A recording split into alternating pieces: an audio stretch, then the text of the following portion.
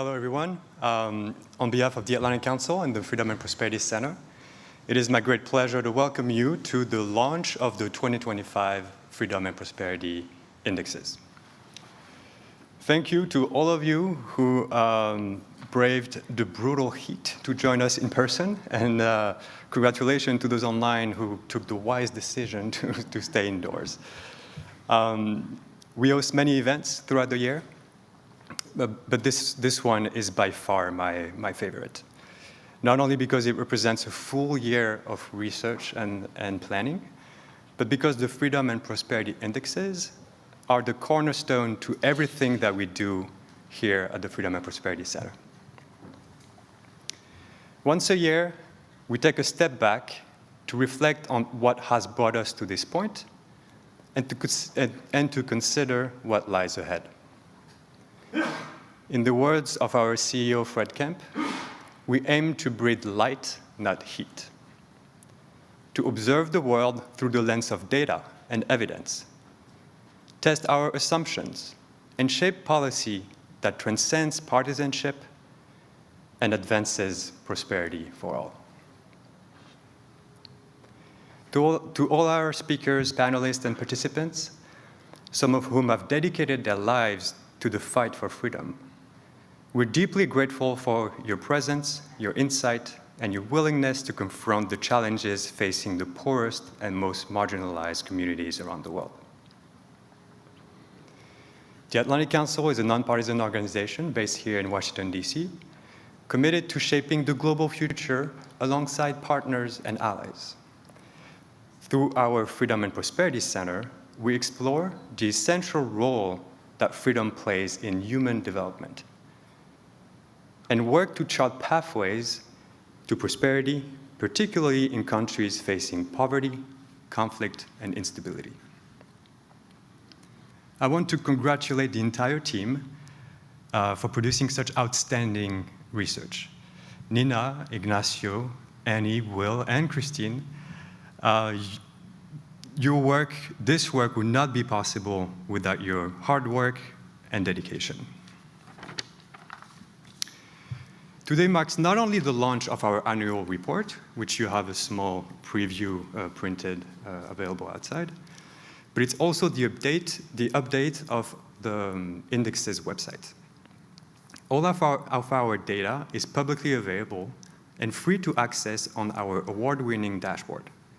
You can explore how countries perform on all of our metrics, compare across regions and peer groups, and it's actually a lot of fun to play around with the data, so I encourage you to go and explore. And if it sparks new research ideas, come and talk to us. We're in the business of ideas, and we want to make this wealth of information as useful, transparent as possible.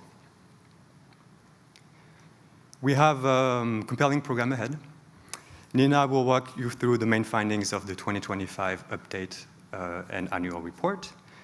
Then we will connect the data to lived experiences through conversation with changemakers who dedicated their lives to defending freedom in their countries.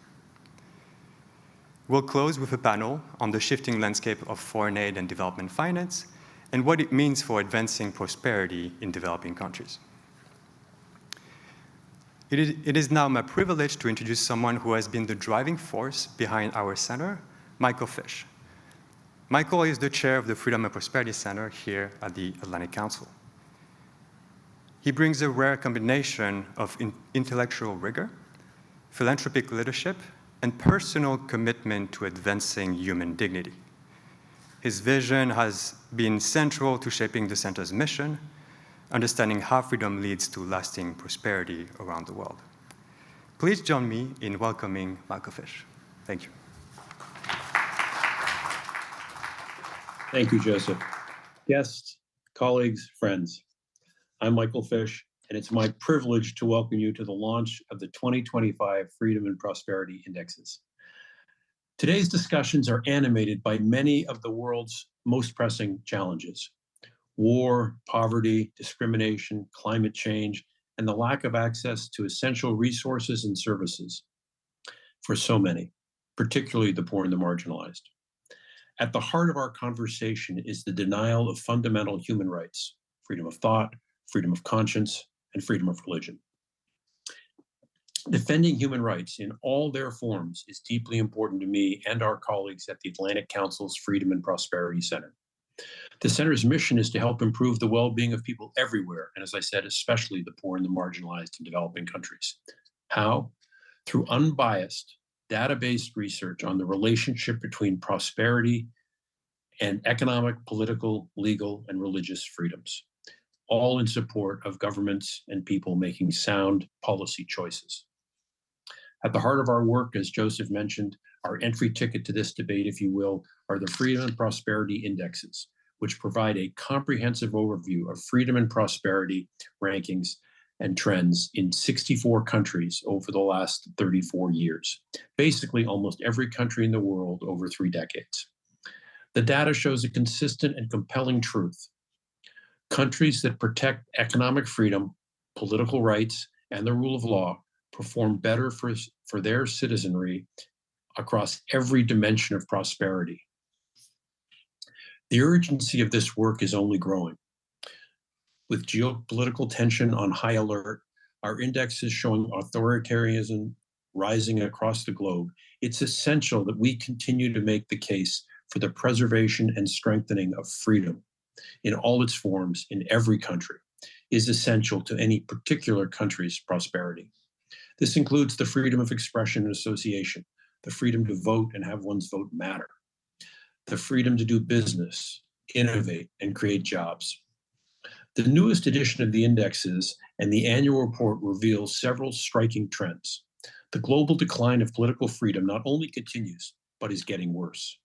The world experienced the second largest one-year drop in political freedom since 1995, only behind the restrictions that were provoked by the COVID-19 crisis, minus 1.23 percentage points in 2021, minus almost a point in 2024.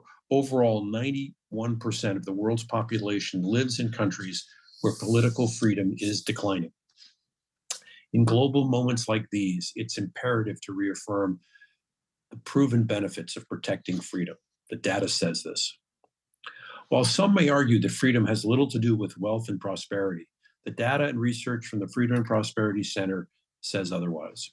When countries uphold political freedom alongside economic freedom and the rule of law, they experience stronger economic growth, improved health, education outcomes, greater tolerance of minorities, reduced inequality, lower environmental degradation. Basically, everything good happens. Put simply, freer societies are just more resilient, more innovative, and more prosperous. Yet in times of uncertainty, war, political instability, and/or global crises, political freedom is often the first casualty. Leaders argue that political freedom can wait, but the team behind this year's annual report asks a direct question. Should we be concerned about the global decline in political freedom, and how much does this actually matter? The answer? On average, countries that successfully improve political freedom experience an 8.8% increase in GDP per capita over 20 years compared with their autocratic peers. And that's on top of the other social and institutional gains they achieve. Economic freedom, the rule of law, and political freedom are inseparable. Only through a holistic approach to freedom, creating and reinforcing all freedom's aspects, can countries, societies, and individuals' prosperity increase. This is what the data shows. Today, we'll explore these challenges, as Joseph alluded, using real empirical evidence and data numbers from our latest report. We will also have the opportunity to hear from leaders from the US and around the world who are working to address challenges, whether fighting autocracy in Belarus, promoting freedom in Nicaragua, or mobilizing finance for development. The work that individuals across the world are doing to preserve freedom and drive prosperity has never been more important. As chair of the Freedom and Prosperity Center, and on behalf of our entire team and the Atlantic Council, I want to thank you all for being here today.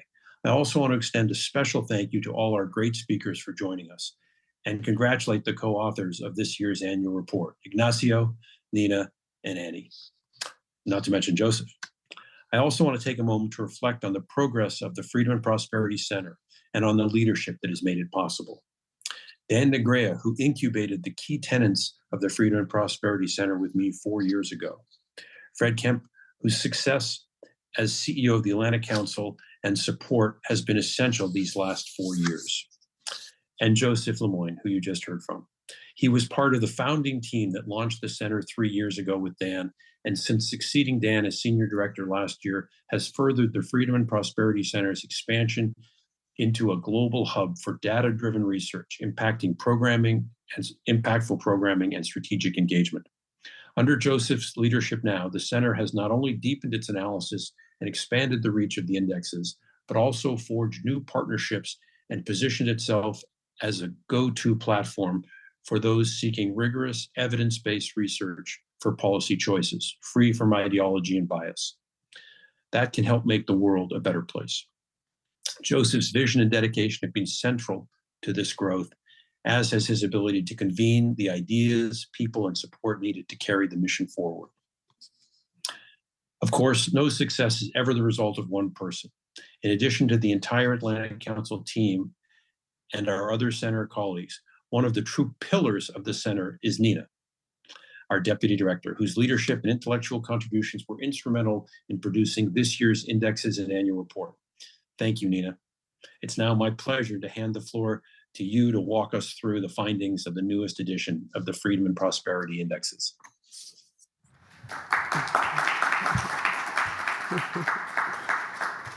Thank you, Michael. Hi, everyone. My name is Nina Dannawi. I'm a Deputy Director at the Freedom and Prosperity Center, and I'll share with you today some of the main findings from this year's analysis. But first, and to save you from listening to my voice for a long time, we put together a short video that explains what do we measure exactly at the center. So let's watch it together.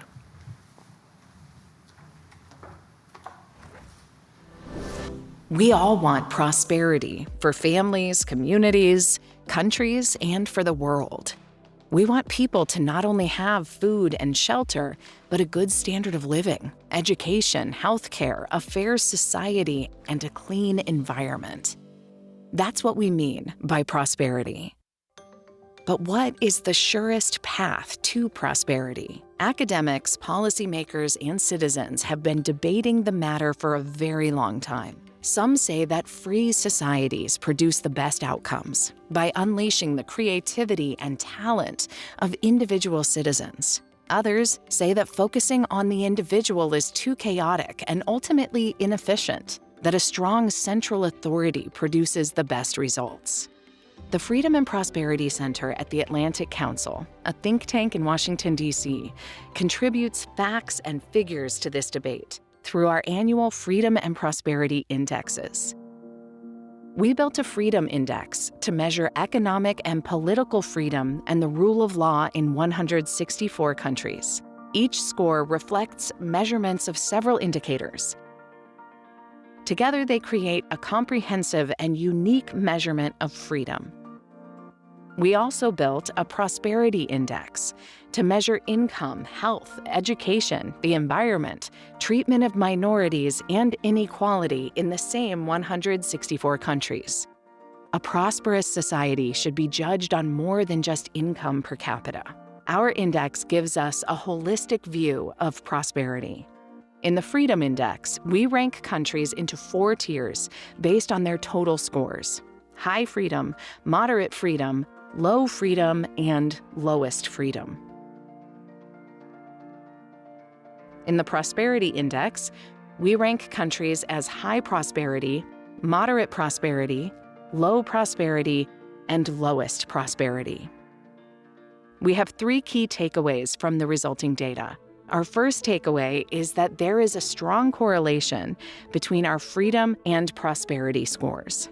We show a 0.71 correlation between a country's scores in the 2 indexes. This means high values for freedom are associated with high values for prosperity, and low values for freedom are associated with low values for prosperity. On average, the freer the country, the higher it will score in all 6 measures of prosperity. Income scores show that free countries are far and away the richest.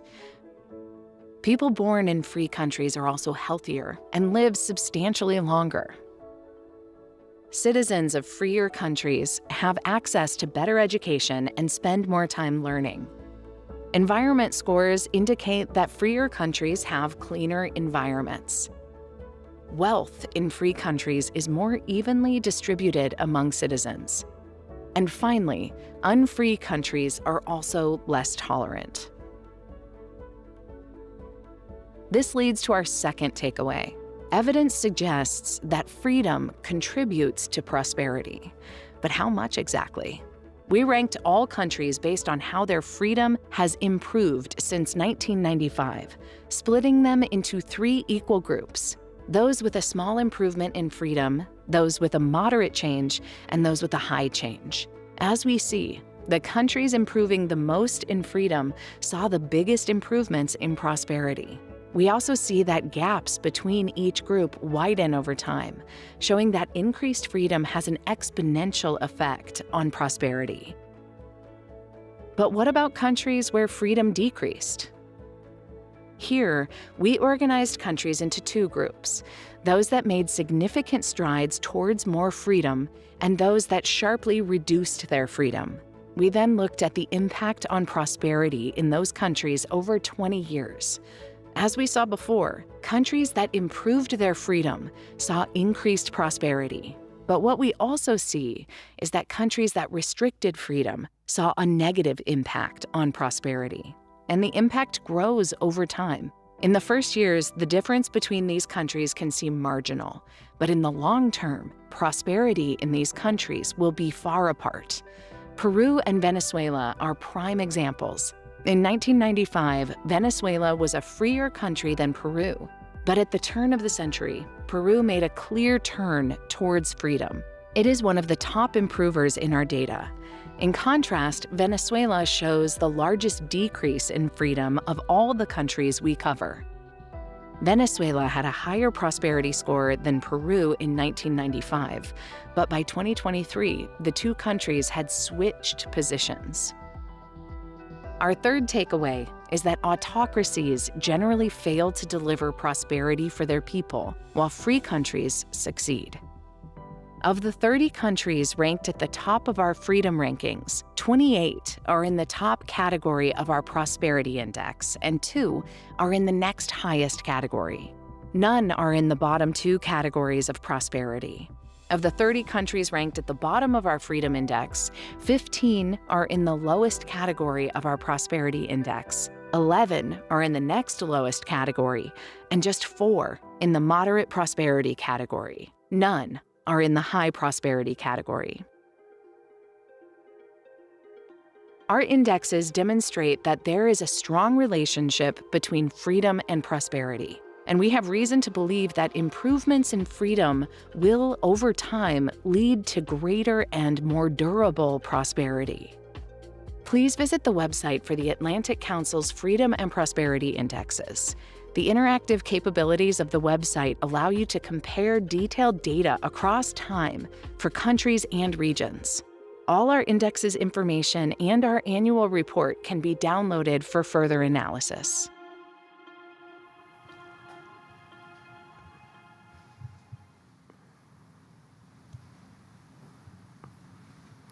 Now that we have a better understanding of what we measure in our indexes, let's dive deeper into this year's main findings.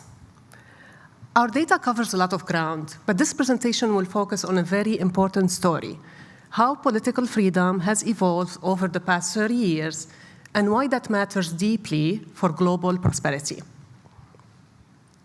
Let's start with the big picture. When we look at the global average of overall freedom, we see that freedom plateaued around 2012 and has declined in recent years. When we look into the 3 sub-indexes that form the overall freedom index, economic, political, and legal, we can clearly see that the deepest decline is in political freedom. As you can see, political freedom has been falling steadily since 2012. Today, it stands at its lowest level in 25 years. This decline holds no matter how you look at the data. Political freedom is declining across all income levels, from OECD countries to non-OECD countries. It's also happening across every region of the world, from Africa to Asia, from Europe to the Americas. As you can see on the map, countries that are shaded red have lost political freedom, and countries in blue have gained political freedom. And the pattern is clear. Red dominates the map. Here, the circles represent all 164 countries that we track. Red means political freedom is down, blue means it's up. Now let's change the lens. When we adjust the size of the circles by population, the picture becomes even more alarming. Today, 91% of the world's population lives in countries where political freedom is declining. And when we average by population, we see that not only the global level of political freedom is lower, but the decline is also steeper, which means that more people are feeling the impact. So what's the impact on prosperity? At first glance, global prosperity seems to be doing well, increasing across most of our measurements: health, education, environment, inequality, and income, with the exception of the minorities component of our prosperity index. So some might argue, do we really need political freedom to drive prosperity? Many governments in many parts of the world argue that political freedom is not the main driver for prosperity, that countries should focus first on economic reform, infrastructures, or security. Some even view political freedom as optional, or at times a distraction. And if you look at the global data, you do see a positive correlation, but at first it appears weak. But history tells us a different story. Take, for example, the countries of the former Soviet bloc. Many started from similar positions in the 90s, but over time, the countries that chose political freedom experience far greater and more sustained economic growth. So we decided to investigate this. Using our data from 164 countries over 30 years, we compared countries that increased political freedom with those that did not, controlling other factors to isolate the specific effect of political freedom on growth. And the result was clear. Countries that improved political freedom saw, on average, 8.8% higher economic growth over a period of 20 years compared to those that did not. And here's the most important part. The benefits of political freedom grow over time. It's not immediate, but it compounds. As people gain the freedom to think, speak, participate, and innovate, the more momentum an economy gains. It becomes a snowball effect, and the gains compound year after year. So these are our key findings, but at the Freedom and Prosperity Center, we don't just stop at the data. We also care how this research can inform real-world decisions and change. And that brings us to our next segment. We will now hear from two remarkable changemakers, individuals who have dedicated their lives to advancing freedom in their own countries. These conversations will be moderated by our non-resident senior fellow, Patrick Work. But before we begin, please turn your attention to a short video to kick things off. Thank you. Belarus is Russia's closest ally in Europe, and it is one of the only countries in the world where authoritarianism is as deeply entrenched as it is in Russia. Belarusian President Alexander Lukashenko has now been in power for over 30 years. So let's look at what our data says about freedom in Belarus. Lukashenko was elected president when the office was first established in 1994, and he has remained in power ever since. The data from our Freedom and Prosperity Indexes begin in 1995, allowing us to track how freedom and democratic institutions have declined under his leadership. Belarus has experienced a greater decline in overall freedom than Russia. In fact, only two countries, Venezuela and Nicaragua, has had their freedom level decline more than Belarus in the past 30 years. Our data shows that Lukashenko's initial strategy for consolidating power revolved around disempowering democratic institutions. Belarus has the second lowest score in our legislative constraint on the executive indicator, only better than Nicaragua. This broad decline in freedom has had consequences for prosperity in Belarus. For example, Belarus experienced less progress in our prosperity index than its Baltic neighbors, all these of whom have seen a rise in freedom levels since 1995. Our data shows that freer countries become more prosperous in long term.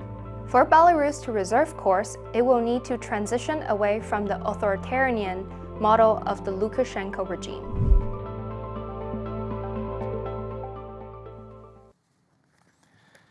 Welcome back, and congratulations again to the Atlantic Council team for the compelling piece of research, as always, year on year. My name is Patrick Quirk, Senior Non-Resident Fellow with the Center, and I'm so very honored to be here to introduce Svetlana Tikhanovskaya, who is the current Belarusian opposition leader.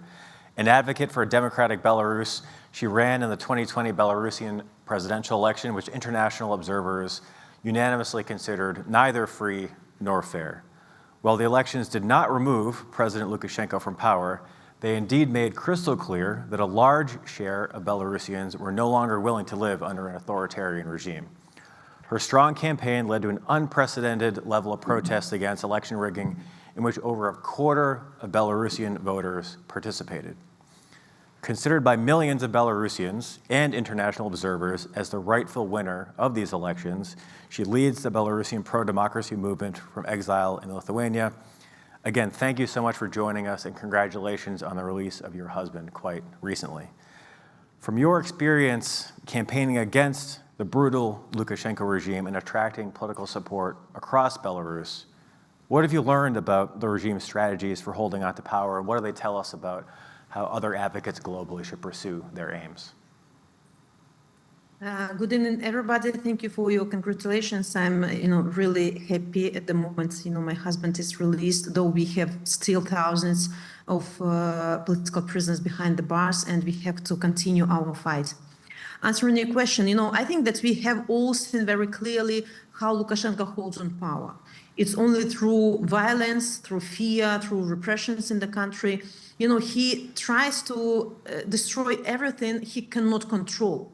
Independent media, civil society, political opponents, even like ordinary people who speak out now are seen as threat for a dictator. He's afraid of his own people. That is why he tries to isolate us from the rest of the world. He's blocking information and spreads propaganda. He knows that once people feel empowered, he loses. He still behaves as if thousands of people standing in front of his palace. And, this is a dictator who has been in power for over 30 years. He surrounds himself with loyalists. He uses the security forces like private army and relies on Russia for money, for weapons, and for political backing. And we realized that without Putin's support, without these repressions, he wouldn't last a day. And his only goal is survival, like political survival, no matter the cost of the country or its people. So now we see how he's ready even to sell independence and sovereignty of Belarus to keep power. And he declared actually the war on his own people.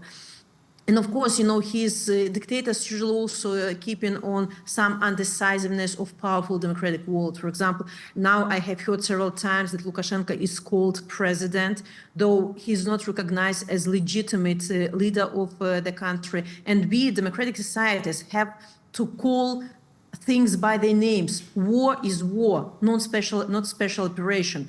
A dictator is dictator, usurper is usurper. So when we start talking loudly and openly, naming things what they are, so dictators will feel like more responsibility, maybe even.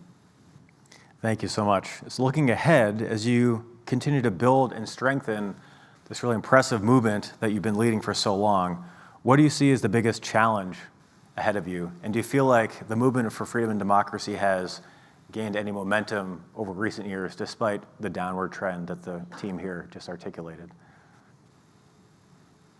I think that the biggest challenge in the fight against dictatorship is fear. Fear of being arrested for social media posts, for wearing white, red, white colors, or for donating to political prisoners' family. It's a huge risk just to speak out inside the country. And of course, people are afraid being detained, being sent out of the country. But I have to say that even under these conditions, resistance continues in Belarus. Maybe you don't see, these beautiful pictures of people marching on the streets. It became too dangerous. People like in a safe mode at the moment, but believe me, the protest is still alive. The movement has changed. It had to actually. We moved underground in Belarus. In exile, we can act more openly. We created structures in exile. The United Transitional Cabinet, Coordination Council, we have Office of Svetlana Tikhanovskaya. It's really like alternative institutions of power and alternative to Lukashenko. Belarusians are still organizing, still resisting, just in different ways. I feel that the spirit of 2020 didn't disappear. It maybe adapted, it matured, it transformed. Today we have underground networks, we have cyber partisans in Belarus, we have so many people even in the system who provide us like rather sensitive and secret information. For example, how regime is militarizing economy of Belarus and earning money on the blood of Ukrainians. We have Kalinovsky regiment fighting in Ukraine shoulder to shoulder with Ukrainians. This is not just resistance on streets anymore. This is preparation for new Belarus. So our work became more structured, more formalized. We built institutions that will carry our country through transition period, through reconciliation period, and form the foundation of free Belarus. So, of course, the real work for advancing democracy in Belarus is being done by people like yourself, led by you, close to the country, within the country, but certainly the international community plays an important role. Could you walk us through a bit how you've collaborated, coordinated with international actors, and at this moment in time, what more can those actors do to support your movement? Of course, from the start, from 2020, we knew that, we couldn't win this alone. No one war and no one revolution, uprising cannot be won if you're alone on this field. We need allies, for any victory. That is why we work closely with the democratic partners, European Union, the US, UK, Canada, and our democratic allies understand that we are not the opposition. We are legitimate voice of the Belarusian people, and we are grateful for this stance. We are grateful for all of them for solidarity, for the messages they send to Belarusian people that you are not alone, you are not abandoned, we are with you. So it's really energizing people because 5 years it's like difficult fight, and people sometimes might be frustrated or exhausted, and any step of solidarity matters. Also, sanctions have helped a lot, especially when they target those who enable the regime. But just as important is support for civil society, free media, and the families of political prisoners. So it's like twofold approach: punish the regime, but help people to strengthen agents of democratic forces, strengthen alternative free media, and so on and so forth. And also one more leverage that democratic world can provide is accountability. I think that Lukashenko must answer for crimes like hijacking Ryanair flights, helping Russia deport Ukrainian children, torture of his own people, also blackmailing Western countries, our neighbors, with the orchestrated migration crisis. We are gathering evidence, and we actually work on bringing Lukashenko to accountability. And we are grateful to Lithuania for that they send referrals to international criminal courts, and we ask other countries to join this. And one more thing, we insist that Belarus must be part of European security conversation. A free Belarus is a key to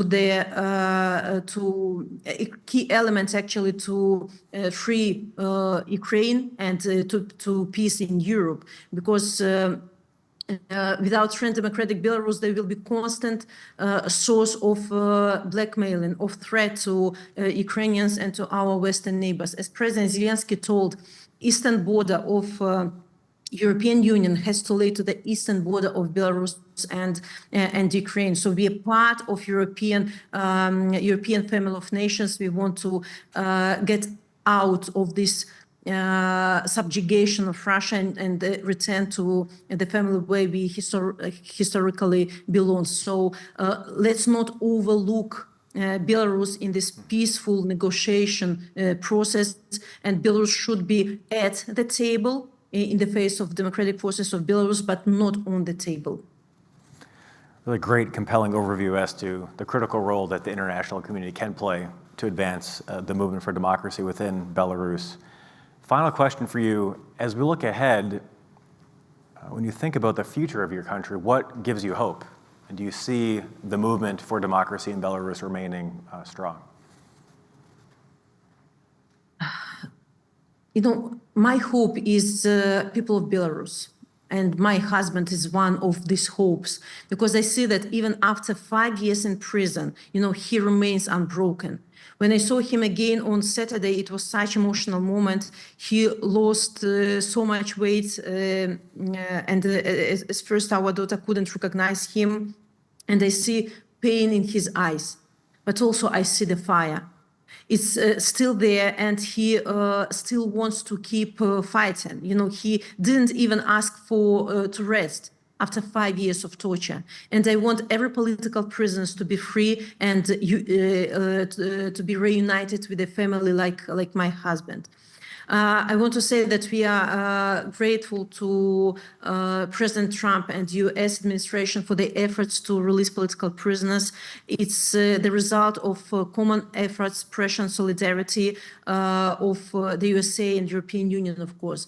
And now we have to maintain pressure on the regime until all political prisoners are released and repressions end. The release on Saturday of my husband and other political prisoners gave us real hope.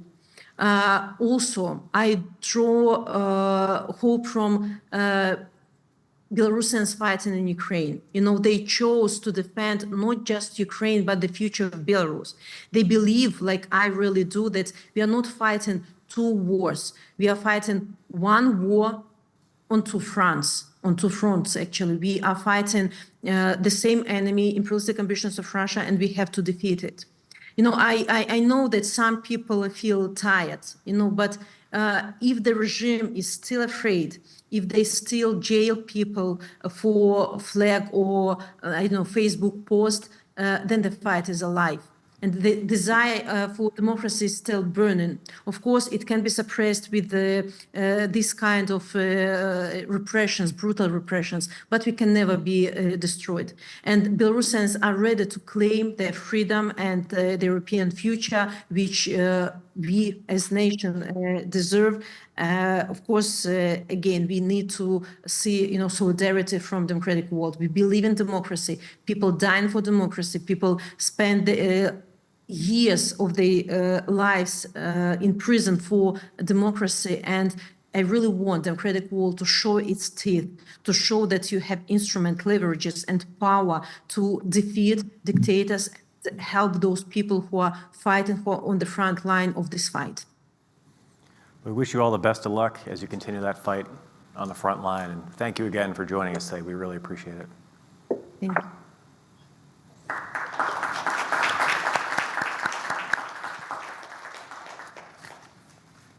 All right, from one honor to the next, look forward to the video highlighting colleague, friend, Felix Maradiaga. Since Daniel Ortega was elected president of Nicaragua for the second time in 2007, he has methodically turned the country into one of the most authoritarian places in the world.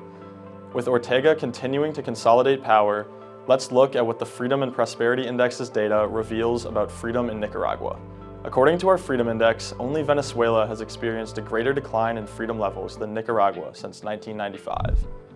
While Nicaragua's score in the Freedom Index declined marginally between 1995 and 2006, the score has plummeted to well below the global and regional averages since Ortega took office. This decline in overall freedom has been driven by declines in political freedom. While declines in civil liberties, political rights, and legislative powers all began before Ortega took office in 2007, his regime has exacerbated and even accelerated these downward trends. For example, the steep drop in Nicaragua's civil liberties score is largely a reflection of the government violating the human rights of protesters. As is often the case in countries with rapidly declining political freedom, the rule of law has also dipped in Nicaragua. This dip has been powered by increased corruption and diminished judicial independence and effectiveness. The absence of political freedom and the rule of law in Nicaragua threatens to undermine progress on prosperity, which has remained surprisingly resilient even as freedom has been eroded. In the long term, however, our data indicates that enhancing essential freedoms will give the country the best chance at improving societal well-being.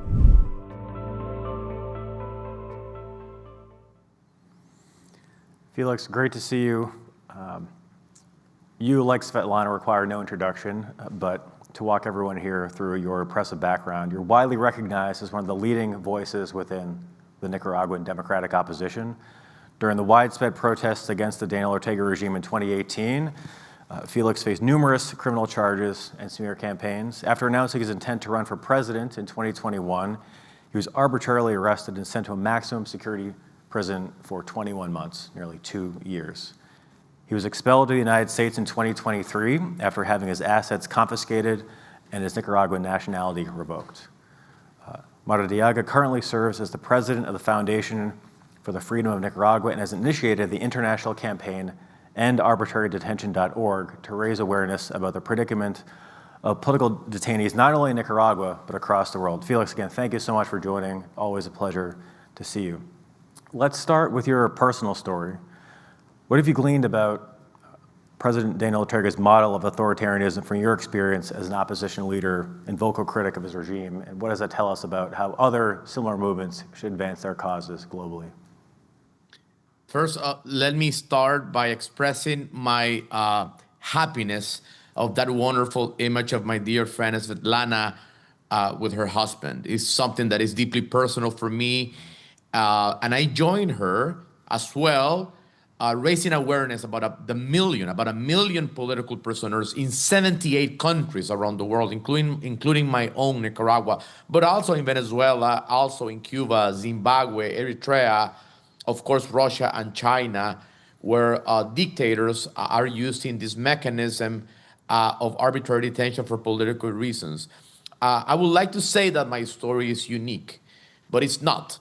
It's painfully common. We are seeing how dictators around the world are using financial repression for political control, confiscation of assets, arbitrary detention, and of course the old methods of tortured persecution and forced exile. And they are learning from each other. There is a dictator's learning curve, and Ortega, as we will see in this extraordinary report, that I must also recognize the work of the Freedom and Prosperity Center for highlighting the deep, not only statistical correlation, but the human connection between economic freedom, prosperity, and individual human dignity. We see how Ortega, with the support of China, with the support of Russia and Iran, has constructed, as this report highlights, one of the regimes that has lost most freedoms in the last 10 years. And going back to your question, when I saw the rapid erosion of democracy in Nicaragua, I could not continue my life as a private sector entrepreneur working for private equity firms abroad or doing consulting and teaching. I joined the thousands of Nicaraguans, mostly students, small farmers, civil society activists, to be part of this movement. And in 2018, the regime decided to respond to the mobilization of Nicaraguans through extrajudicial killings, as many as 300 killings just in the first 100 days of the protest, including 55 students. And this is only a small number. Now we're seeing about 15% of the Nicaraguan population in exile, 5,700 NGOs shut down, including 26 universities, and of course, massive religious persecution because after shutting down political parties, closing down human rights organizations, both the Catholic and other Christian churches became the last institutions to speak truth to power. And that's what we see also a religious persecution in Nicaragua, which is only one more expression of a dictatorship. Thank you, Felix.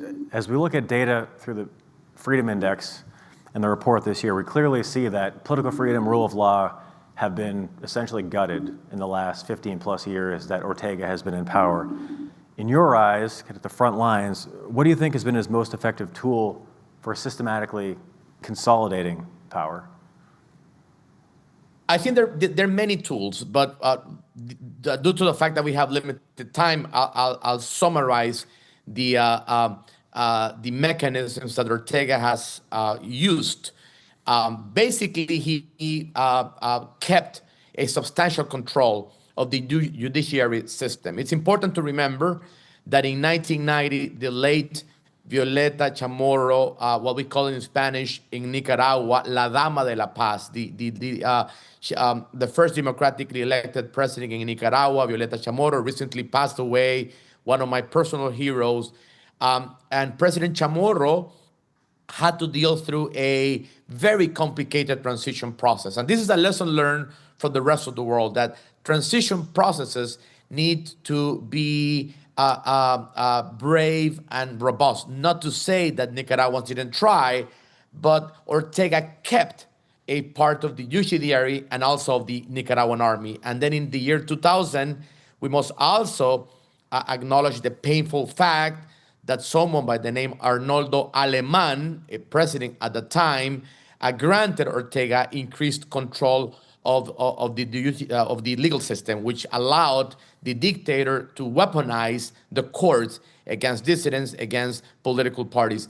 And number two, the control, as I just said and mentioned, of the military and the police, and also the fact that certain, I cannot generalize, but certain actors of the private sector, certain conglomerates, believed that Ortega, who came with the promises of billions of dollars from Venezuela and from China, they believed that he could be a different political player, allowing parts of the private sector to share the money that Ortega was bringing from China and from Venezuela.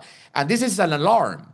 It's a red flag that when economic freedom and prosperity is not the result of free market, it's not the result of the respect of private property, when it's not the result of the respect of individual human dignity, all these institutional arrangements that allows chronic capitalism, at the end of the day, result in dramatic erosion of human rights. And that's what we saw in Nicaragua, a combination of control of the legal system and legal institutions, a control of the repressive apparatus, particularly the army and the police, and of course, paramilitary groups, and also the collaboration of certain elements of the private sector. So having articulated all those challenges, when you think about charting a path toward liberal democracy in Nicaragua, where does that path start? And what do you see as the greatest single challenge? The biggest challenge at this point is the destruction of civil society and the fundamental fabric of society. When you have a society with no journalists, particularly those who were independent, when we have 26 universities that have been shut down, massive numbers of Nicaraguans in exile, and a massive brain drain, the reconstruction of that civic fabric is important. And one thing that we have learned, not only through Nicaraguan Freedom Foundation and other organizations, is that even in extreme repressive regimes, and let's look back into the data presented by this extraordinary report, something that has been confirmed by my colleagues, and I say this as a trustee at Freedom House as well. Nicaragua ranks alongside Belarus, Eritrea, Afghanistan as one of the countries in the world in which there's no possibilities of any public protest. However, Nicaraguans are resorting to decentralized resistance. using the very, very limited spaces that they have to organize through non-traditional means. Of course, it's a very sensitive term. I cannot give many examples in order to protect the identity of people in Nicaragua who continue to exercise what we label decentralized resistance. So one path is rebuilding the civic fabric, but the second path is the solidarity of democratically oriented countries and institutions. Freedom fighters, human rights defenders cannot do their work without the solidarity. And I think that Svetlana has shared some ideas for Belarus that apply to Nicaragua, targeted sanctions, and also blocking the regime from the access to certain markets. And particularly, I need to say this, since we have an American audience, I think it's immoral for the Daniel Ortega regime to have access to a free trade agreement with the United States at the same time that he's persecuting Nicaraguans and doesn't allow any economic freedoms inside the country, particularly labor union movements, which is one of the fundamental criteria for a free trade agreement. So I think that in concrete terms, if there's one thing that the international community and the United States in particular can do, is to take actions regarding the free trade agreement and targeted sanctions against Ortega. I will also say, it's very important for me to say this, that transnational repression is a problem, serious problem. 9 Nicaraguans have been targeted in exile. 3 of them have been killed. And more recently, retired Army Major Roberto Samcam was assassinated in Costa Rica. And that's another action that we need to pursue, the protection of the voices in exile. So 2 clear messages as to what more the international community can do to support Nicaraguans on the front lines. So last question for you, Felix. If we zoom out from Nicaragua to the broader region, when you compare the Ortega regime and what it's doing to other closed autocracies in the region like Cuba, Venezuela, what, if any, similarities do you see?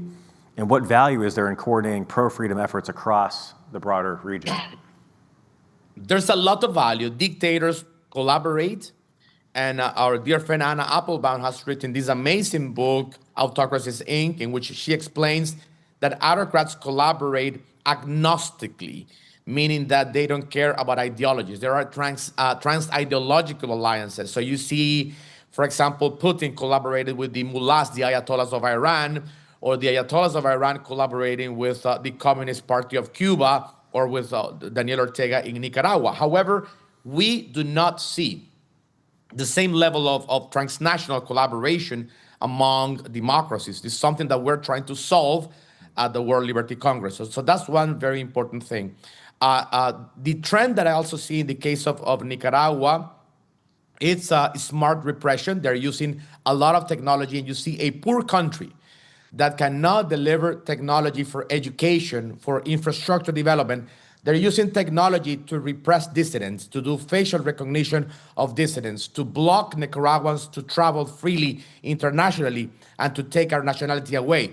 So we see a trend of a learning curve of dictators, and also sharing data and information, for example, with other regimes. I was in Ukraine about a year ago, and I was absolutely mind-blown to see some specific examples of this collaboration when I interviewed Ukrainian soldiers and civilians that had been kidnapped in Russia. And they described some of the mechanisms of torture, of repression that were also used in Nicaragua. We're seeing the same trend in Cuba and Venezuela. So regimes are working together, they are sharing information, they are supporting each other, they're teaching each other tactics to evade sanctions. Democracies, international civil society, democratically oriented institutions should work together. I'm actually very optimistic. The Atlantic Council is playing a very important role. Organizations such as the World Liberty Congress are playing also an important role, and many, many others. And I'm hopeful. I have hope. I have a faith. I will also keep in my heart the words of Svetlana that said that she saw the fire in the eyes of her husband. And that's the fire I see in political prisoners who are recently released in many parts of the world.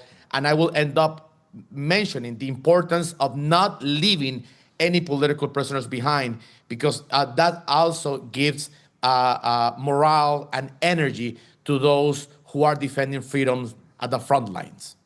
It's a great note to end on, Felix. Thanks so much. Just like there is this axis of autocracies closely collaborating, it's a really important call to action for democracies globally, let alone in the region, to work even closer together to push back on this repression. With that, thank you so much. Well, thank you, Felix. We'll conclude this portion of the program and transition to our featured panel.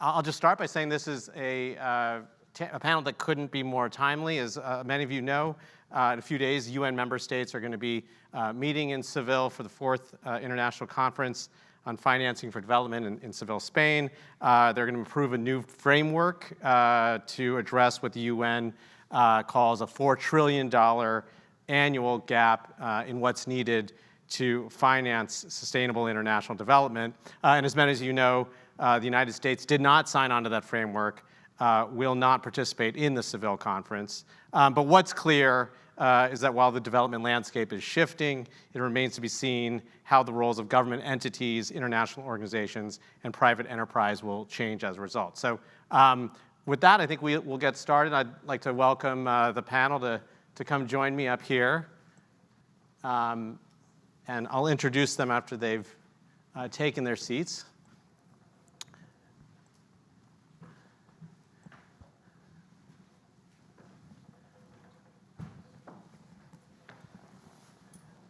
So I'll just start by introducing this great panel. Left to right, to my left, Christina Shapiro is Chief Strategy Officer and President of the Impact Fund for Children and UNICEF Bridge Fund at UNICEF USA. She previously worked at Goldman Sachs and the Small Business Administration. She has over 20 years of leadership experience in both the public and private sector in innovative finance, impact investing, strategy implementation, and economic development.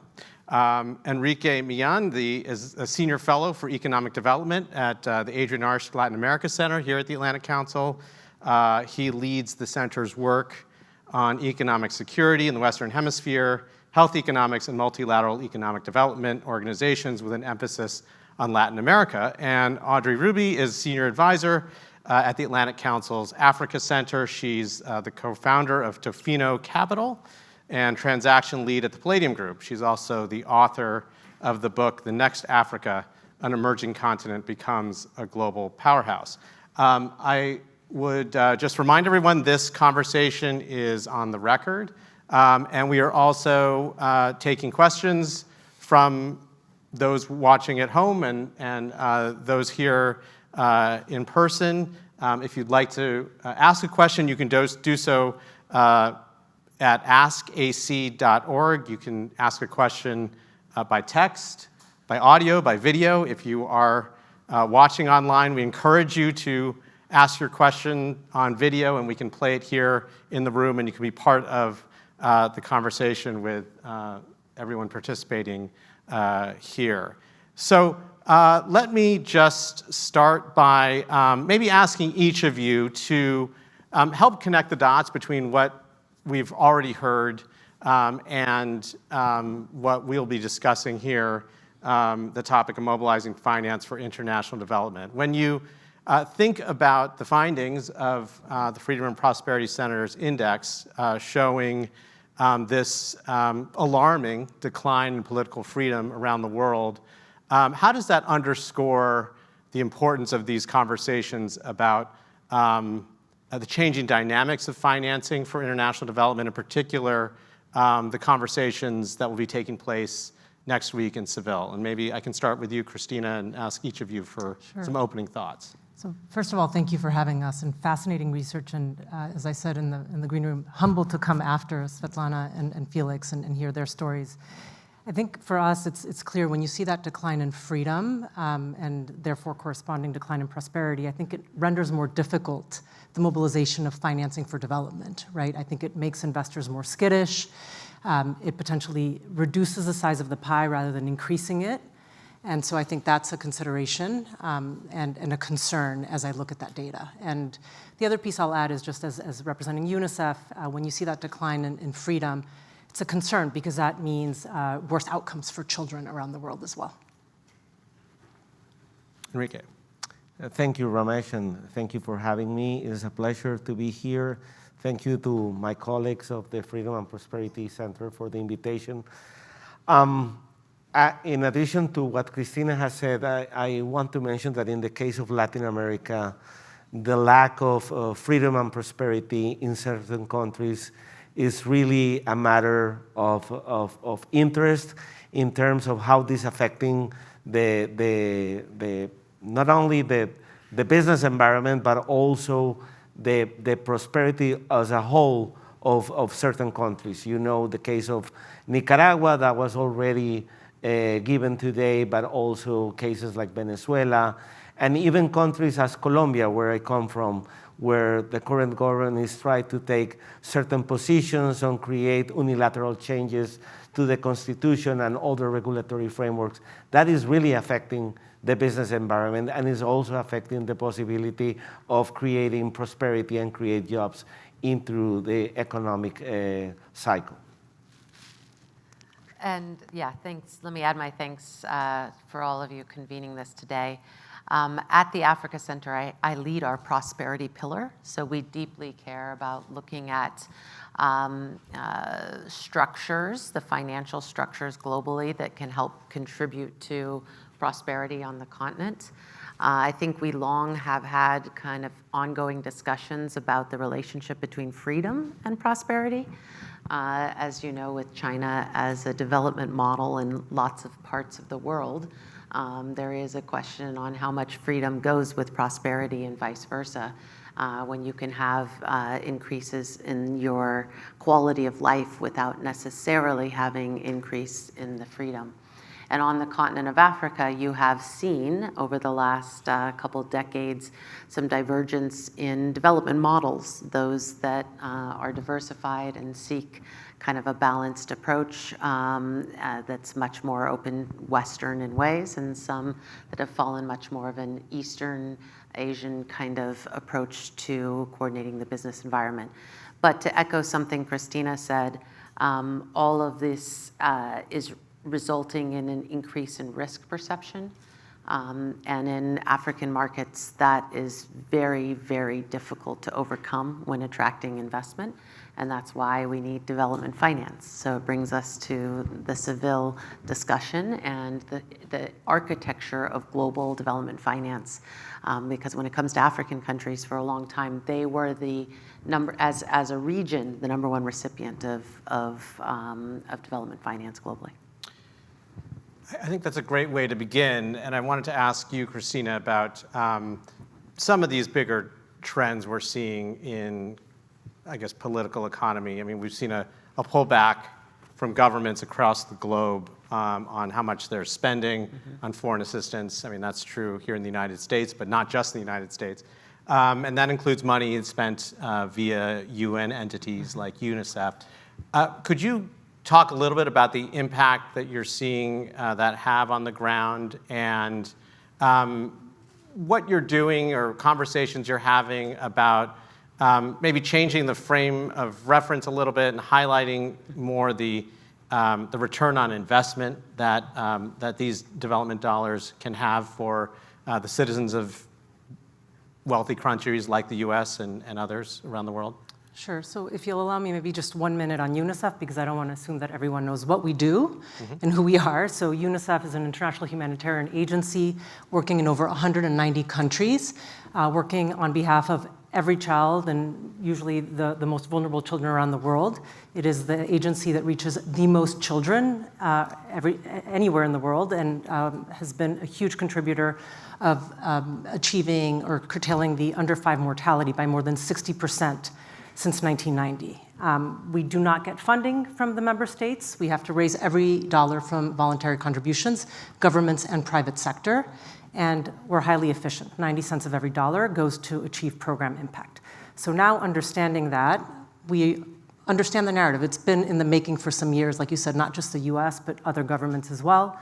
And we understand that there's an expectation that funding from the United States will benefit the United States. And we think that UNICEF absolutely fits that bill. And let me tell you a few reasons why. And these are conversations that my colleagues and I are having at the Hill and whenever we meet people who ask us these questions. I think the first thing that is important to say is UNICEF is good for the US, first because it helps to stem diseases that can arrive to our shores. UNICEF is often the first agency that is in a crisis, responding to a humanitarian crisis, with water and sanitation services that can stem Ebola and cholera. We're the #1 vaccinator of children around the world, helping vaccinate 45% of the world's children. We saw UNICEF play a key role during COVID, helping to both procure and distribute the COVID vaccines. That keeps Americans safe. The second thing that we do, and it's associated with some of the findings from your index, is that we really help to address some of the factors that drive recruitment into terrorism. So if you're able to deliver nutrition around the world, and UNICEF helped over 440 million children last year with nutrition services, that helps communities be more stable, it helps build cohesion, it saves lives, and it also helps preclude certain families and children from considering desperate measures like joining terrorist groups. It's not the only thing, but it matters. So that's a second example that we often give. The third is that we are engaged in the provision of services that build the fabric of communities, whether it's education and health or nutrition, child protection. And that often helps to stem migration, right? It helps keep more families and children in place. And we know that that is something that deeply matters, not just to the US, but to a lot of European countries. The fourth thing that I want to share, and not everyone knows this, is that it's actually a really great job creator and revenue generator for the United States. So for those of you who don't know, the US government, through appropriations, provided UNICEF $137 million last year. Well, that returned $770 million in revenues to US companies and farmers. So that is UNICEF buying goods to make therapeutic food for malnourished children, sourcing technology services from companies in the United States. So that is, I don't know, for me, I come from the finance world, that's a pretty good return on investment. So it's a great strategy for US companies, and one of the things that we've heard those companies say is it actually helped us reach markets that we would not have reached but for UNICEF, and UNICEF is creating more stable markets for us to go into. The last thing I'll say, just with my investment hat on, is that it's a really good return on investment. So if you're looking at it from just a pure investment standpoint, and I know a lot of you probably know James Heckman, the Nobel laureate, and his equation that talked about investing in early childhood development can result, if you do it for children under 5, high quality education, results in a 13% ROI every single year. We see that every day with UNICEF investments. An example is $1 invested in undernutrition can return $23. And we know that today, it's costing the global economy over $3.5 trillion because of malnutrition. So it is a smart investment as well. Just picking up on that, are there any opportunities you see in some of the shifts in the way in which we are thinking about development aid, in some ways away from foreign assistance and more toward an impact investing type model? Are those starting to gain traction, and do you see both potential upsides, but also maybe some drawbacks to that approach? I love the question. I think yes to both, and I'll bring it to life. The first thing is, and I think somebody said it at the beginning, there's a significant gap in development in financing for development to achieve the Sustainable Development Goals. We understand that.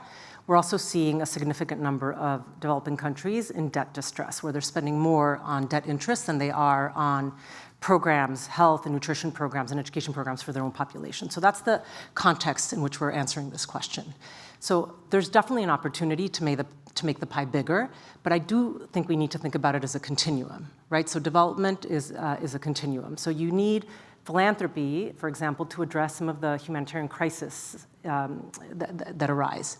You can't expect a return on investment. It's the right thing to do, and you need to respond, and that helps to curtail diseases, for example. You need development assistance to create the systems and structures that build systems that can attract investment. And once you can do that, then you can start to bring in other resources, innovative finance solutions, developments that can both create stronger companies in these markets and improve trade. So I see it as a continuum, not a replacement, and that's really, really important. I think there's often a misconception of impact investing can be the solution, it can replace what UNICEF does and the money that it gets, and that is a fallacy. I think it's a complement. And I'm really proud that UNICEF, starting in 2022, 2023, really saw that opportunity and created the first innovative finance for children strategy that talked about aligning the billions in assets under management in public and private markets to increasingly care and consider children. And they've launched multiple examples in innovative finance. And just to level set, I'm going to say I think innovative finance is a path forward, not just impact investing, because innovative finance includes both the creation of leveraging new financing resources by the development of new financial products, bringing in more pools of money, but it's also rendering more efficient the money that you have and making the resources you have more results-driven. And so with that as an example, there's a partnership that UNICEF launched with the World Bank, the IBRD, where the World Bank issued a $100 million bond, 50 million of that went to UNICEF, to invest in fundraising in their 18 fastest country offices. And the expectation is it's a non-recourse bond, so if UNICEF did not raise the money, then the bondholders would lose their money. They raised it in 6 months, right? But that was leveraging external dollars, additional dollars, to generate resources for UNICEF. An example of using innovative finance to be more efficient is the Bridge Fund, which I run, which is a revolving debt fund. And what we do is we borrow money to be able to advance it to UNICEF so they can buy polio vaccines, for example, and get them into a market before an outbreak. And that's simply because we live in a world where there's friction in cash. So sometimes the cash isn't there when we need it. That's an example of more efficient use of resources. And the third, which is an example of resources that are more outcome-driven, is the partnership that UNICEF launched with the European Investment Bank to raise $500 million for polio, where the European Investment Bank advances the dollars. If the outcomes are met, the European Fund for Sustainable Development pays the EIB back. If the outcomes are not met, then the Gates Foundation covers that loss. So the EIB is only in if the outcomes are met, and they're paying for outcomes that are achieved.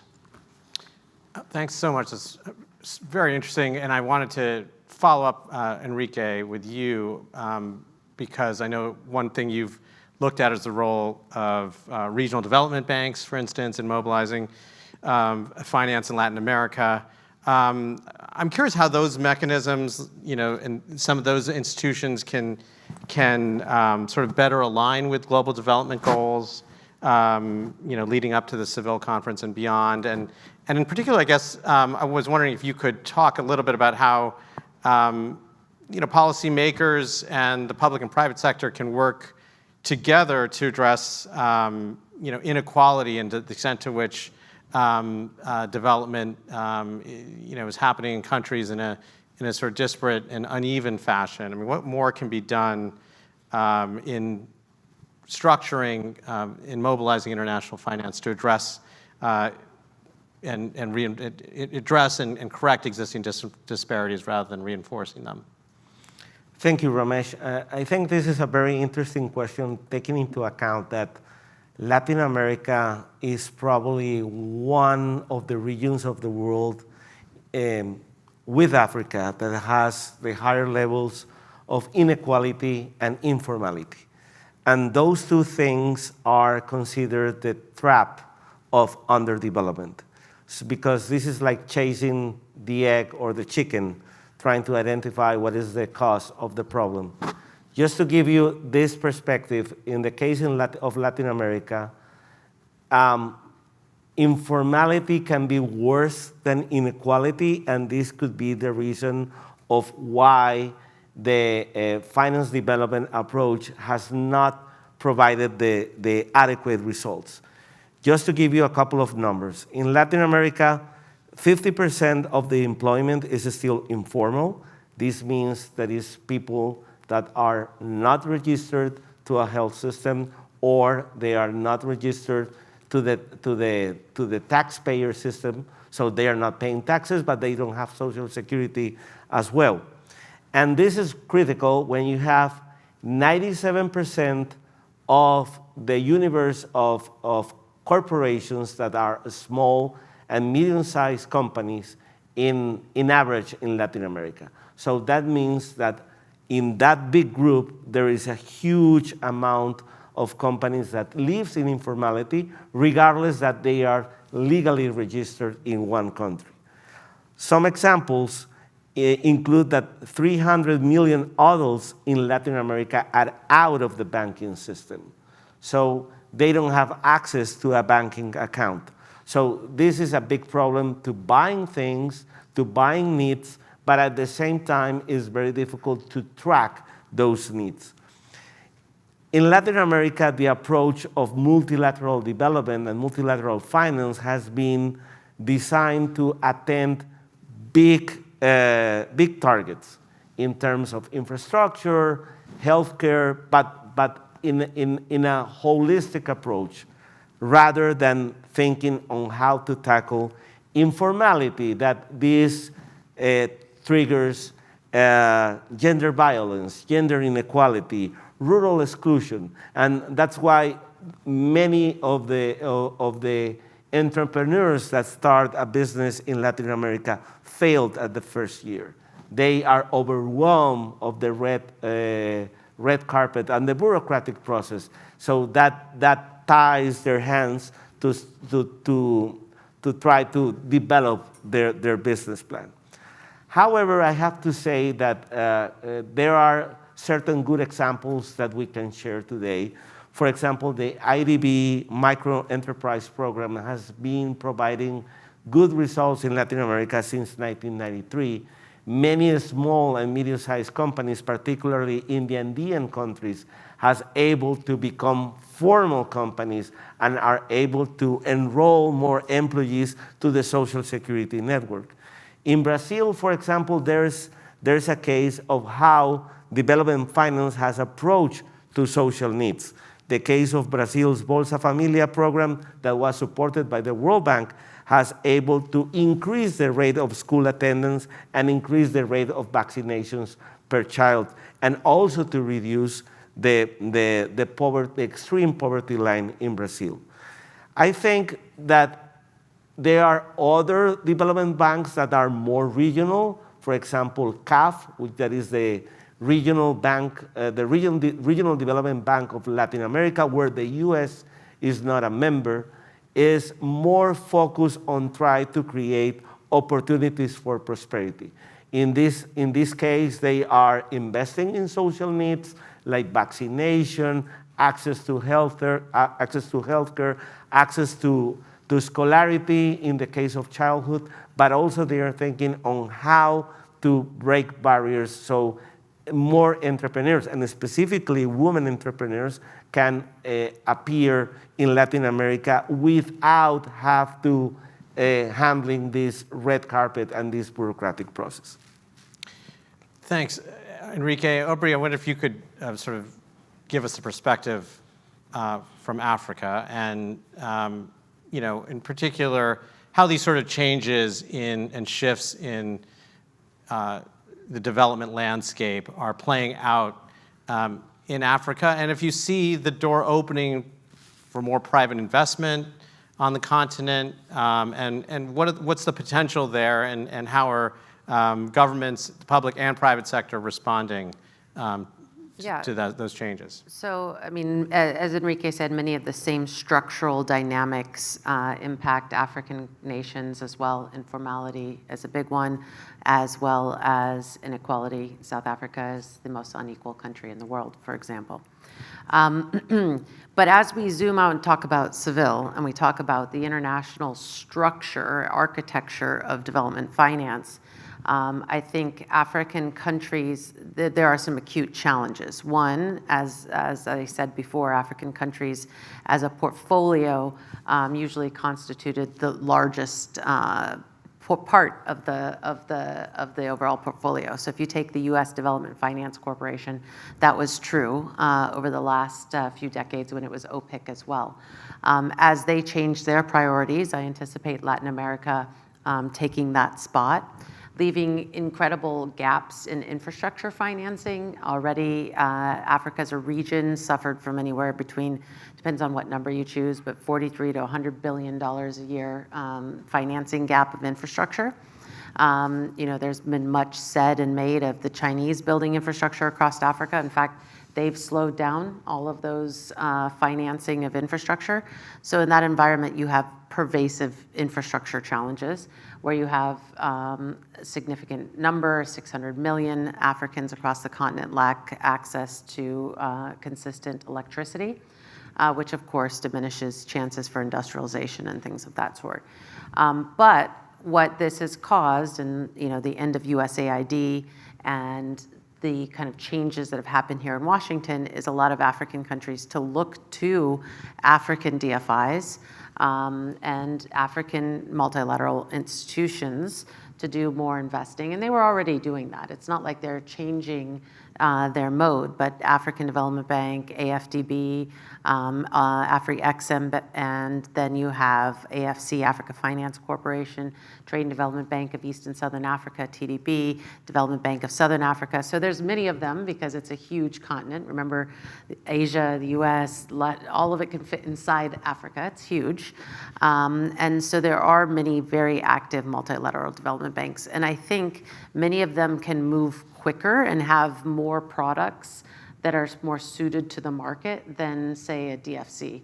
And you see that in the Libido Corridor project, which is to build the rail out through Angola. And this coming week and this week right now is the U.S. Africa Business Summit in Angola, looking at that Libido. And that was a partnership between DFC and African Finance Corporation. So it's an example. But to bring in what Christina said earlier, because there's fewer resources on the table, what's going to need to happen is innovation and leverage. And we'll see that. I mean, USAID was already doing some of that in its programs over the past 10 plus years. Pay for Results, for example, it was already doing high leverage where every dollar mobilized $50 of private investment. So those same things, and I would urge, as the DFC gets an expansion when it's reauthorized in October, that we're going to need to see more things like first loss guarantees, which is similar to what you're talking about, debt for development program swaps, for example. There was a lot of debt for climate swaps, but now there can be debt for other kind of social programmatic or other national goal swaps. Those type of innovative structures, we're going to need more of them. We're going to need more people like, what Christina's doing, what I've been doing, and Enrique's been doing, where looking at this intersection of how you actually use public dollars to de-risk investments in traditionally risky places to get private investors to invest for the long run. And that's what we're all endeavoring to do in some way, shape, or form. And we're just going to have to do it at an accelerated pace and at a larger scale. And I imagine that's what's going to be on the table at Seville. I want to take a couple of questions that have come in from folks online. I'll be able to play them hopefully on the screens here in the room, and then we will ask each of you to answer. So this is a question from Griffin, and he asks, what role does foreign direct investment, FDI, play as a potential determinant of democratization and prosperity? Enrique, you want to take a shot, and Audrey, if you want to jump in as well? Absolutely. Well, the foreign direct investment is probably the cornerstone of economic security. And over there, you can find the opportunity for a country to have an agenda that has push and pull factors. In factors that needs to be addressed by the country that is the recipient of that foreign direct investment, and factors that needs to be provided by the corporation that wants to establish an investment there. So this brings a big opportunity to modernize institutions, to streamline processes in terms of customs, tax, in order to be more efficient, in order to authorize licenses, but also in order to create an environment that is friendly to bring international corporations in terms to skilled and trained workforce. But it's also an opportunity to bring diversity and bring capacity building to countries. And it's also an opportunity to bring financial resources that is key in regions of the world like in Latin America, because those big foreign direct investment companies that appear in one country are the opportunity to create a network of small and medium vendors that are also requiring goods of service from micro enterprises. And this could lead to formalization, and this could lead to reduce inequality. I mean, I would just say that there are a lot of examples where FDI is not a determinant of democratization. Again, as I said earlier, they don't necessarily always go in tandem, and there's a lot of debate on that. China was a huge recipient of FDI over the last 30 years, enormous.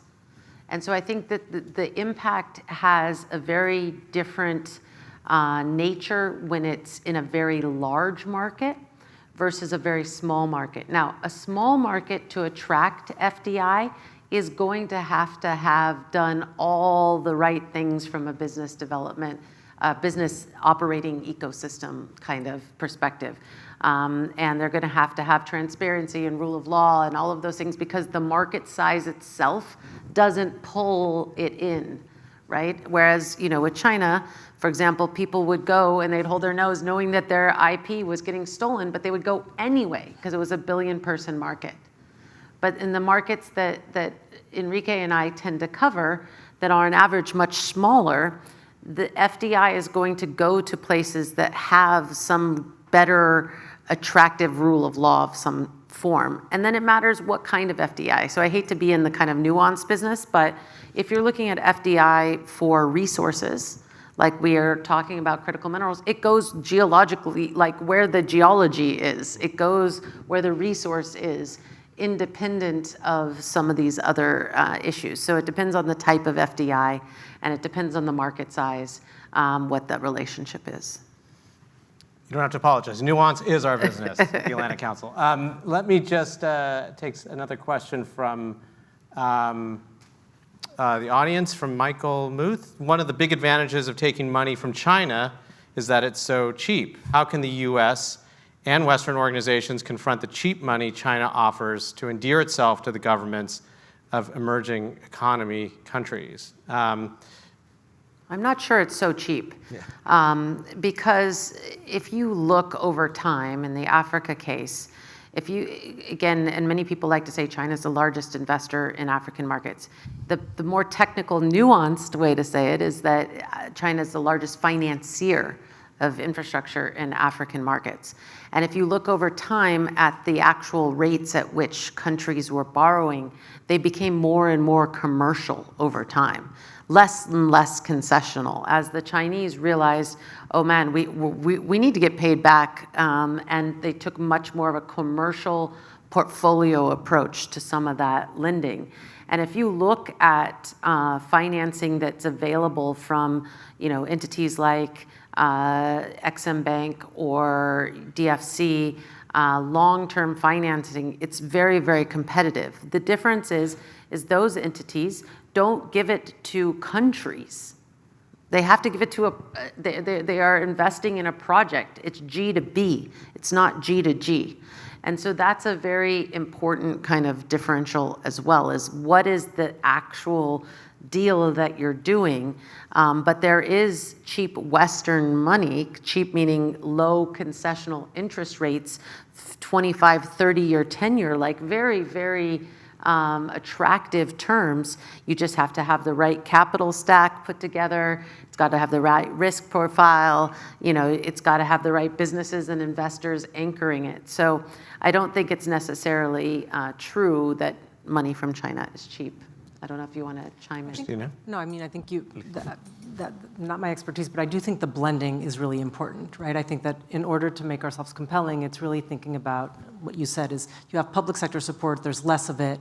How do you blend that with private capital so that there's, like when you issue a bond, there's class A, B, C shares, similar, right? So somebody's taking more risk than others. You're still structuring a project and structuring on the risks. Some people care more about outcomes, so they're willing to, get paid later if outcomes are achieved. Some people just want to recoup their principal. Some people need a return on investment, and I think that's the magic. And it is very much incorporated in the Seville document as well, the importance and the focus on blending finance.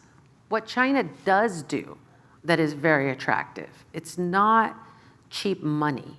It's that they mobilize quickly. Yeah. That's the difference, because when you're trying to put together a deal backed by Western capital, it can take months, it can take so long to even get Zoom calls set up, between all the parties.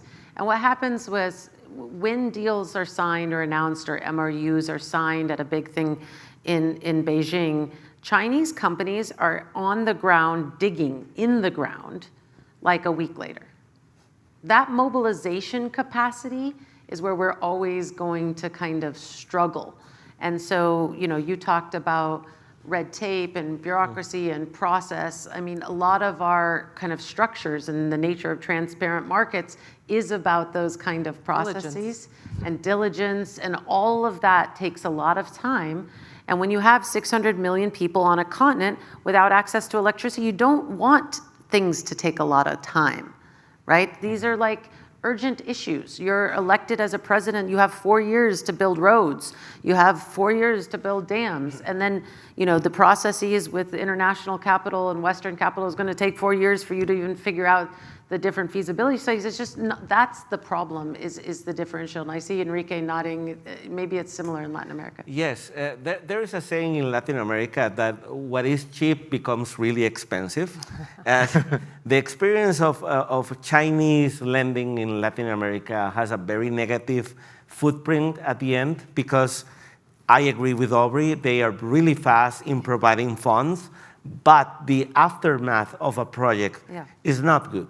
Why? Because Chinese, they don't work with the network of local companies. They bring all Chinese vendors, all Chinese professionals, and this is the case of infrastructure projects that they have developed in Ecuador and in Peru.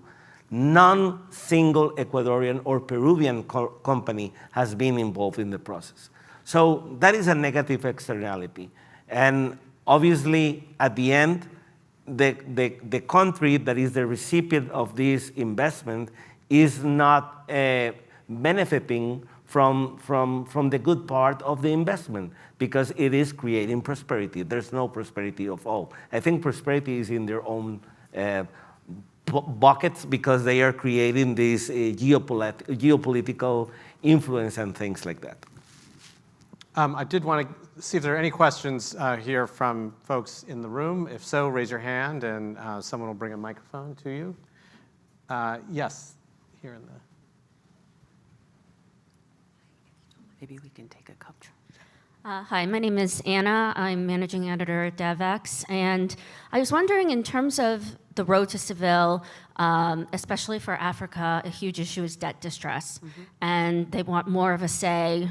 Emerging economies want more of a say in terms of resolving their debt issues beyond the G20 common framework. So I'm just curious, are you optimistic that you might see at Financing for Development some kind of traction in terms of the debt distress issue? Thank you. I just want to see if there's any other questions that we can take before we wrap up.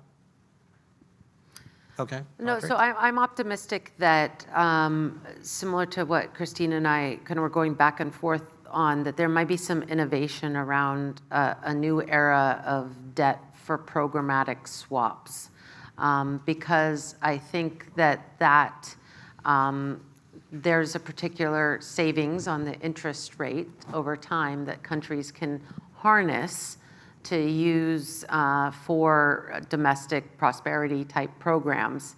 And if you have outside players, foundations and otherwise that can come in and help support that structuring, because it takes a long time to structure these type of transactions. And if you have a willing refinancier like a DFC or another DFI, European DFI, I think if you put the pieces together, it could work very well. If you look at the case of Zambia and its debt negotiations, it was a very long and difficult process. And it wasn't just the debt that was held by public players or other governments, it was the private piece as well. And then, so you had these three groups. You had the kind of traditional multilateral lenders, you had the Chinese, and then you had the private. And making sure that all three of those were aligned is challenging at best. And I'm not sure we're going to have a very structured process like HIPC anytime soon. And many would say that in the US, we have a debt problem, and we have a debt service problem, and maybe we should figure that out here before we go around helping others figure theirs out. So that could be a very legitimate view here in Washington. Enrique, Christina, I would just say thoughts? we're hearing a lot of interest for debt for development, debt for education, debt for health from a lot of the governments that we work with. Obviously, it's everything Aubrey said. It's complicated. Ideally, then you're also, I think there's interest in finding refinancing sources that are domestic in local currency rather than, so that makes it more challenging, but makes it potentially more tenable for those countries as well. And in the case of Latin America, obviously the most recent example of debt swap for climate work instead of reducing debt probably right now is not as interesting as it was in the past, but probably there will be an opportunity to work on preventing things that is distressing social needs. For example, how to prevent migration, illegal migration, working on creating opportunities for establishing new small and medium-sized companies that have access to lending, that are able to create a network of an economic cycle in those countries. Even though in the case of Latin America, climate debt swap is still interesting, specifically because Brazil is leading the example of the Amazon and how 8 Latin American countries that share the basin of the Amazon River are investing in forest restoration, in prevention of how to use water in a more efficient way, and things like that. But probably the trend is to move on other things like illegal migration, for example. I want to get to one more question from the online audience member, because it's a topic near and dear to Audrey's heart. How do we make sure investments are beneficial to the local economy, especially for an extractive industry like African critical minerals, which Audrey, you spent a lot of time thinking about? So we at the Africa Center a couple years ago have started a task force on critical minerals because we saw it as a vector for increased investment. It was a bipartisan consensus even before this Trump administration that there was need for investment in the space. It's a very sensitive space. Of course, the experience of colonialism across the continent and its association with extractive resources, particularly minerals, means that countries are very sensitive about how to think about investments coming in. Across the board, they all want to see some kind of value addition in country or on the ground. And they also recognize that these projects can drive infrastructure, because then if you build rail, other things go on the rail, not just the minerals. It's also agricultural goods, and that's what we're seeing in the Libido corridor. So putting together the idea that you need the infrastructure, you need the actual de-risking of the asset to get investment in, to create jobs in the mining space, plus you need the processing, means that there's a bit of a corridor approach emerging, where we're looking at how corridors can fuel that more beneficial growth. But it's not an easy thing to navigate, and it's a sensitive one. But I think most countries would say they want more investment rather than less, and they want this sector to be part of an overall economy rather than just being under the ground and not making any money for anyone. So it's about how you structure it. It's about the government having the right business environment to make sure that the investments coming in are benefiting the people, the children, ensuring that health is considered, and all of this, the responsible and sustainable ways of mining. So it's something on the table being discussed. I'm not sure it's going to be discussed in Seville, but it's certainly being discussed as a vector for international investment into markets that desperately need it. Well, this has been a fascinating conversation. I thank everybody here for joining, everyone online for watching. I want to thank Aubrey, Enrique, Christina for all of your insights and for sharing your time with us. And thank you to the Freedom and Prosperity Center. And with that, back to you, Joseph. You want us to stay? Yeah, stay. Please stay. I have nothing to add. I was asked to go on stage because of the light, but really, I just want to thank you all. I want to invite you to explore the research and the data, and I want to invite all of you to join us outside with some few refreshments. Thank you, everyone. Thank you. Thank you.